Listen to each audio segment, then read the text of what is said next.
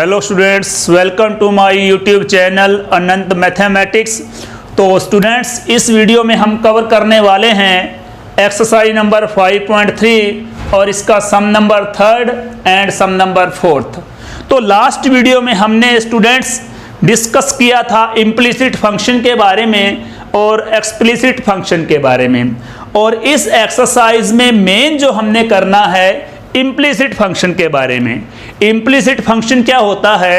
जिसमें dependent variable y and independent variable x, इनको हम सेपरेट नहीं कर पाते। ठीक है, ऐसे फंक्शन को हम कहते हैं इम्प्लिसिट फंक्शन। ओके स्टूडेंट्स, तो इम्प्लिसिट फंक्शन का प्रोसेस क्या है डिफरेंशिएशन का ध्यान दें। ax plus by square equal to cos y। ठीक है, तो ये हमारे पास क्या है? इम्प्लिसिट फंक्शन है। ठीक है, पहचान क्या? पहचान वही है जो मैंने अभी लास्ट वीडियो में डिस्कस किया है कि cos y है, by स्क्वायर इस साइड पे आ जाएगा। उसके बाद क्या आप y कॉमन निकाल पाओगे? y कॉमन नहीं निकलेगा, मतलब y सेपरेट नहीं होगा। आप ऐसे नहीं कर सकते कि y कॉमन निकाल के जो हमारे पास बीच में रह जाएगा मल्टीप्लाई में उसे उस साइड पे ले जाओ, ऐसा नहीं हो पाएगा। तो इसका प्रोसेस क्या है डिफरेंशिएशन का ध्यान दें। वेरी सिंपल स्टूडेंट्स, ज़्यादा टाइम ना लेते हुए हम स्टार्ट करते हैं इसे अभी।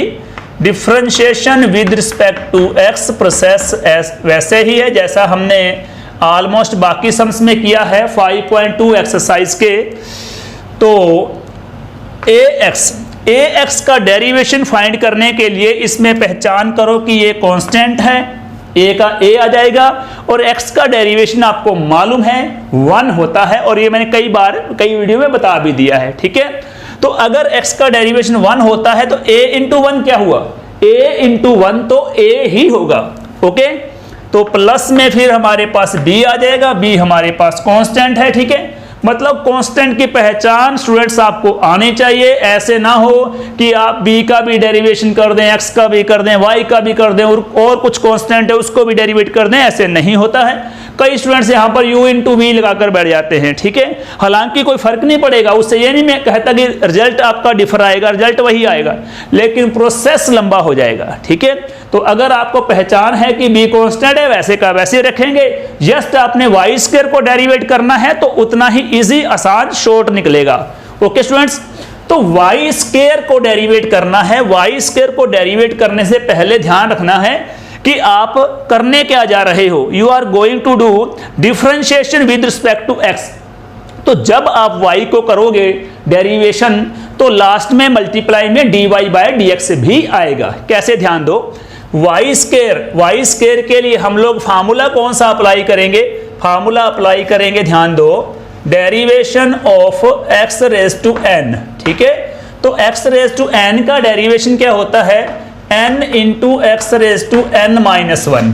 ओके, तो अब ये देखो यहाँ पर y है तो यहाँ पर y कर देंगे, पावर ऊपर 2 है, इधर क्या है? n है, तो यहाँ पर आ जाएगा n मतलब 2।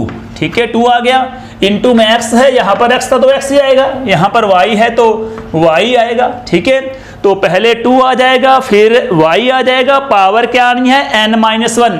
n की वैल्यू हमारे पास 2 है तो 2 माइनस 1 क्या होता है? 1। तो मतलब आपको यहाँ 1 लगाने की जरूरत नहीं है। ओके, तो ये फार्मूला लगा दिया x रेज टू n आपने। ठीक है, तो y स्क्वायर का डेरिवेशन 2y बन जाता है। ठीक है, अब y का डेरिवेशन अगर विद रिस्पेक्ट टू x है तो ये बनेगा dy बाय dx।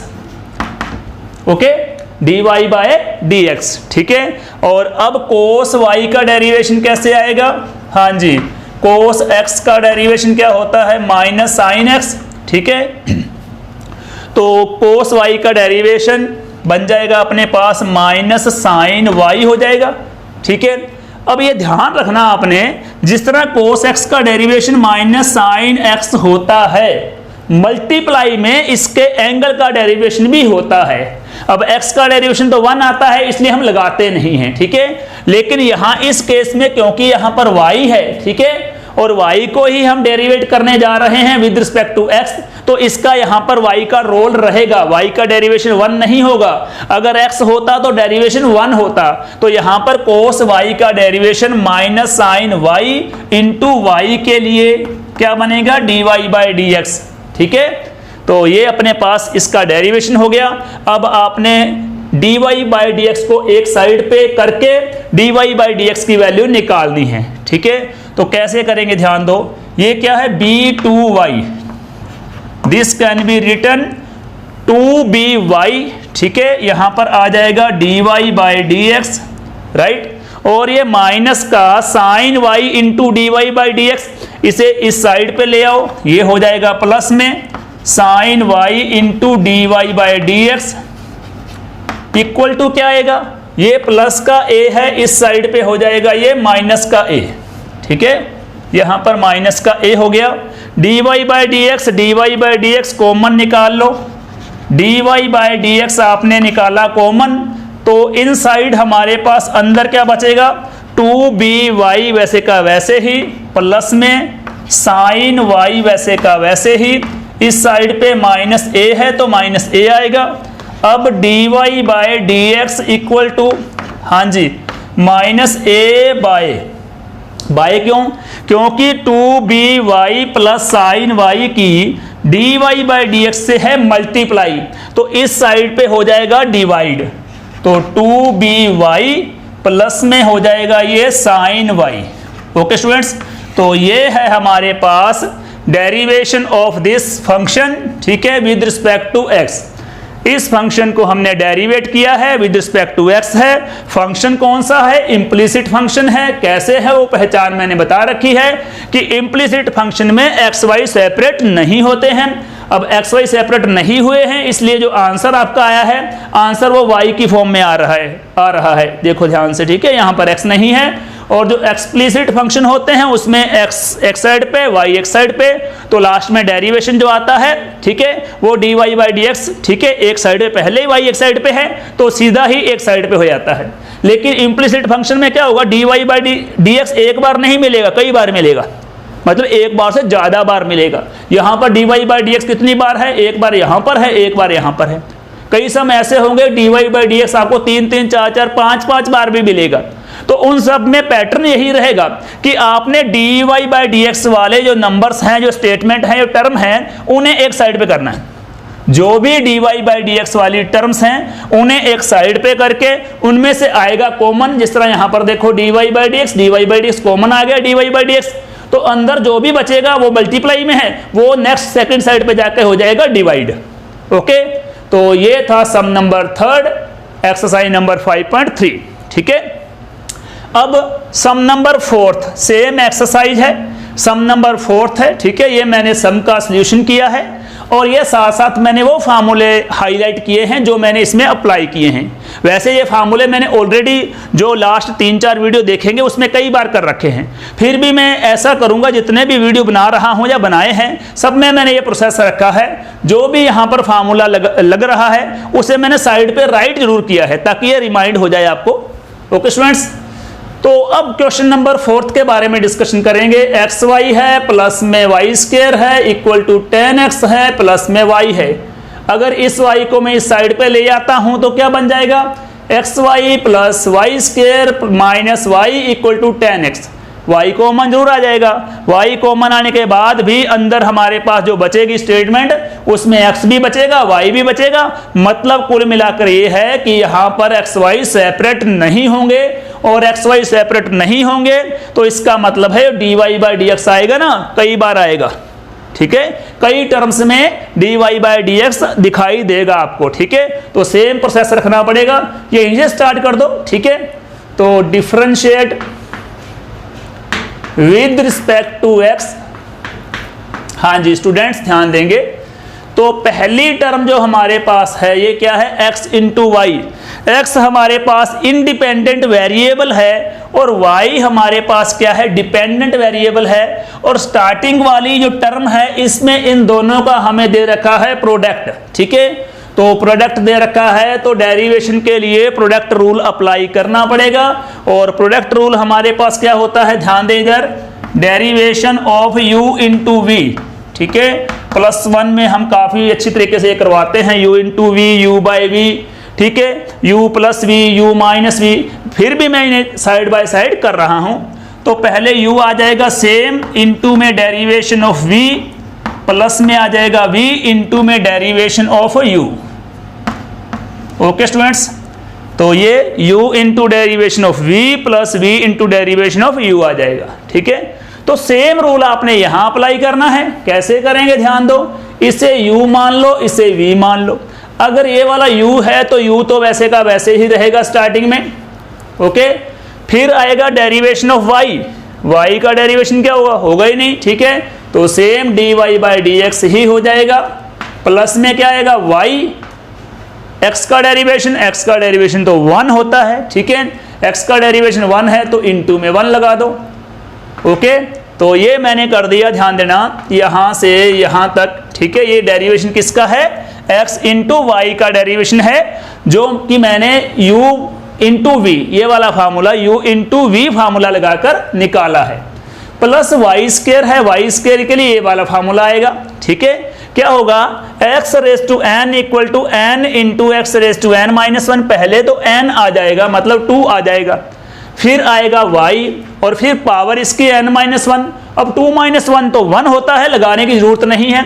फिर क्या आएगा, फिर इसका भी डेरिवेशन आएगा ये y का। अगर यहाँ पर x होता तो x का डेरिवेशन बनता 1, लेकिन यहाँ पर y है तो इसका बनेगा dy बाय dx। ये आपने ध्यान रखना अच्छी तरह। हाँ जी, इक्वल टू tan x का डेरिवेशन यहाँ पर राइट नहीं कर रखा मैंने, तो tan x का डेरिवेशन होता है, हाँ जी, tan x का डेरिवेशन होता है सीकेंट स्क्वायर x, ओके। तो tan x का डेरिवेशन होता है सीकेंट स्क्वायर x, तो यहाँ पर राइट कर दो आप लोग सीकेंट स्क्वायर x, ठीक है। और इसके बाद ये x का डेरिवेशन भी आएगा मल्टीप्लाई में, ठीक है। अगर tan x का डेरिवेशन सीकेंट स्क्वायर x है, ठीक है, तो हमारे पास x का डेरिवेशन यहाँ पर 1 है, इंटू में 1 करेंगे तो कोई डिफरेंस नहीं आएगा, ठीक है। अब लास्ट में क्या है, y है, तो y का डेरिवेशन यहाँ पर राइट कर दूं क्या, एक सेकंड में देख लूं, मतलब कहीं ये स्क्रीन पे आए ना तो दिक्कत आ जाएगी आपको। हाँ जी, स्क्रीन पे आ जाएगा वैसे ये, ओके। हाँ जी स्टूडेंट ध्यान देना, तो यहां पर है dy बाय dx, राइट। कैसे, y का डेरिवेशन dy बाय dx, मतलब y को dy बाय dx लिखा जाएगा, ठीक है। y का डेरिवेशन कंसीडर 1 नहीं करेंगे आप लोग। तो ये एक इम्प्लिसिट फंक्शन था जिसका मैंने डेरिवेशन कर दिया है। डेरिवेशन वाला प्रोसेस तो यहां तक है। अब आपने इसमें से dy बाय dx को फाइंड करना है, ठीक है। कैसे करेंगे, वही प्रोसेस है कि dy बाय dx को एक साइड पे लाएंगे, dy बाय dx को एक साइड पे लाएंगे, और जो अदर टर्म है, बाकी वाली जो टर्म है, चाहे वो इंडिपेंडेंट वेरिएबल है चाहे वो डिपेंडेंट वेरिएबल है, मतलब चाहे वो x है चाहे y है, एक साइड पे हो जाएगा। तो ध्यान दे स्टूडेंट्स, ये है x into dy by dx, इसे यहीं पर राइट कर दो, x into dy by dx, right.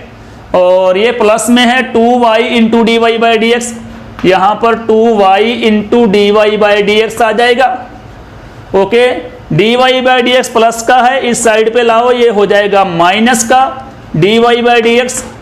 इस साइड पे क्या बचा, सीकेंट स्क्वायर x, ठीक है। और कुछ ऐसा इधर, ये यहाँ पर आ गया, ये यहाँ पर आ गया, और ये वाला इधर आके माइनस का हो गया, सीकेंट स्क्वायर यहाँ पर आ गया। y इंटू 1 क्या होता है, y होता है, y प्लस का है, इधर आके हो जाएगा माइनस का, ठीक है। तो dy बाई dx कॉमन आ जाएगा, dy बाई dx कॉमन, तो हमारे पास इनसाइड अंदर ब्रैकेट के क्या रहेगा, यहाँ पर तो x है, x राइट कर दो, प्लस में 2y है तो 2y, और यहाँ पर माइनस dy बाई dx बाहर आने के बाद क्या हुआ, 1 बच गया, ठीक है। ध्यान से, अगर बाई चांस ये क्लियर ना हो ना 1 कैसे बचा, तो इन सभी टर्म्स को जो कॉमन निकाला उसे डिवाइड कर दो।